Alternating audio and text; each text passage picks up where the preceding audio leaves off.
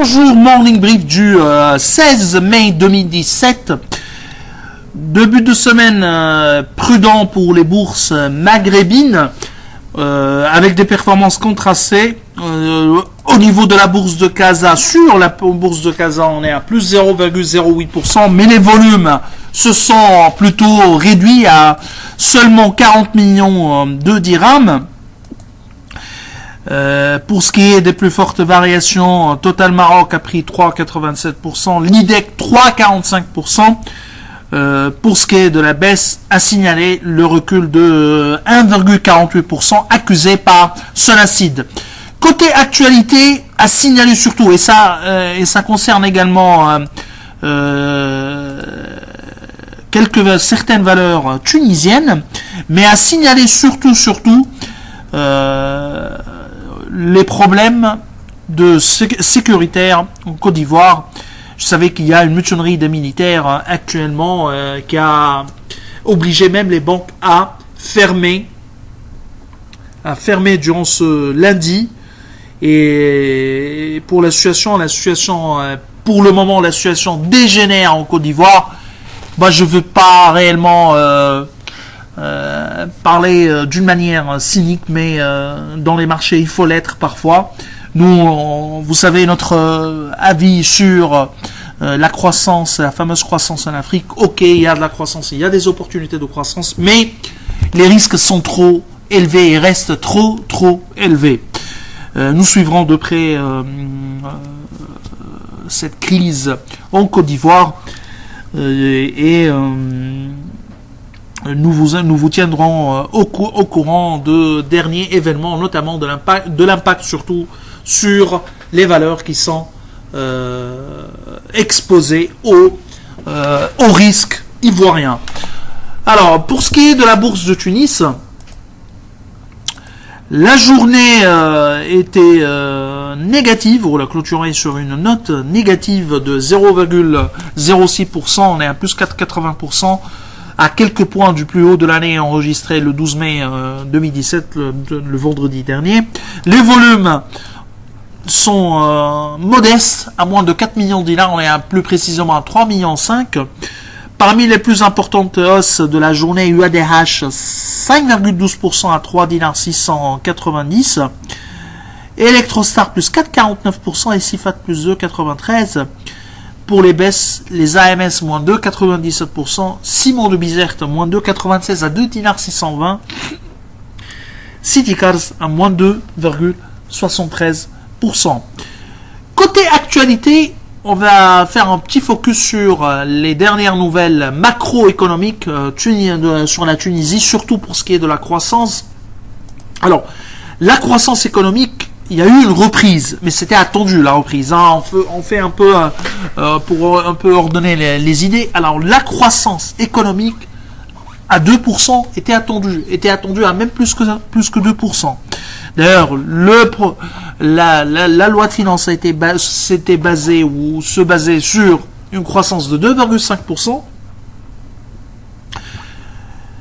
La Banque mondiale et les FMI l'ont révisé à la baisse à 2,3%. La Bird est à un peu moins, on est à 2,1%. Aujourd'hui, on a réalisé une croissance de 2,1%.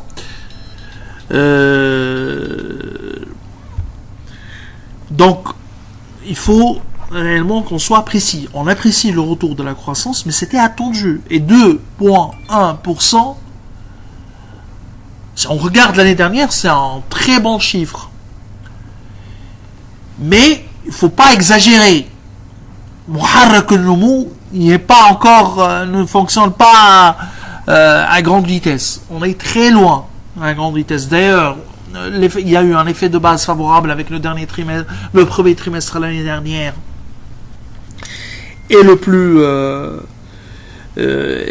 était le plus faible. Donc, soyons pieds sur terre et il faut être pragmatique.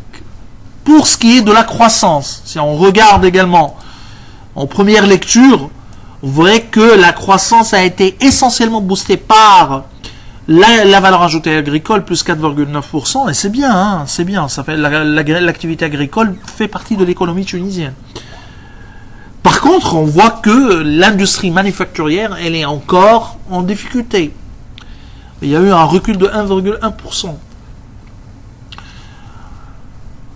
Les services marchands ont affiché également une croissance importante de 3,4%. On apprécie la croissance. Et surtout, une croissance avec reprise de l'emploi. Chose qui a été confirmée au niveau des chiffres de taux de chômage sur le chômage, qui a reculé à 15,3% contre 15,5% en T4 2016. Les emplois créés ont été un peu moins de 15 000 emplois. Ça apparaît, c'est un bon chiffre. Ce qui est également encourageant au niveau de ces chiffres, c'est qu'il y a eu une baisse également de taux de chômage au niveau des diplômés. Et ça, c'est une bonne nouvelle. Pareil, faut pas trop s'exciter avec ces chiffres. D'ailleurs, on n'est même pas... D'ailleurs, au T1 en 2014, le taux de chômage était à seulement 15%. Je ne parle pas de 2011 ou de 2010. Je parle de 2014.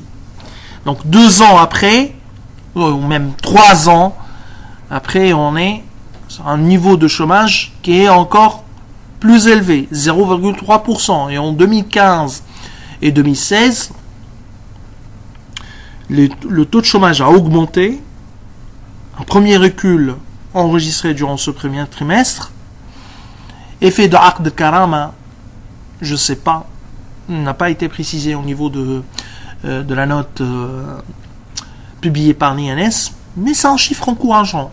Un recul et amélioration de la croissance à 2%, à 2,1%, c'est pas mal. Alors, il faudra préciser que le PIB tunisien prix courant, c'est-à-dire la base de calcul du PIB, n'est pas 100 milliards de dinars pour le PIB.